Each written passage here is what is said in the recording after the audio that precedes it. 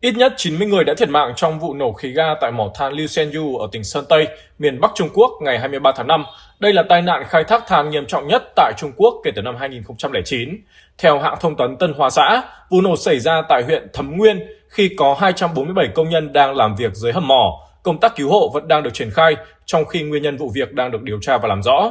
Chủ tịch Trung Quốc Tập Cận Bình đã yêu cầu giới chức nỗ lực tối đa trong tìm kiếm cứu nạn, điều trị người bị thương và điều tra toàn diện vụ tai nạn. Thủ tướng Lý Cường cũng yêu cầu công bố thông tin kịp thời và xử lý nghiêm trách nhiệm liên quan. Mỏ than gặp nạn do công ty công nghiệp than Liu Shenyu thuộc tập đoàn than cốc Tongju Sơn Tây vận hành. Truyền thông Trung Quốc cho biết các lãnh đạo doanh nghiệp liên quan đã bị tạm giữ. Giới chức tỉnh Sơn Tây Trung Quốc đã điều động 7 đội cứu hộ và y tế với tổng cộng 755 nhân viên tới hiện trường. Sơn Tây là trung tâm khai thác than lớn của Trung Quốc, nơi từng xảy ra nhiều vụ nổ khí ga và tai nạn hầm mỏ nghiêm trọng.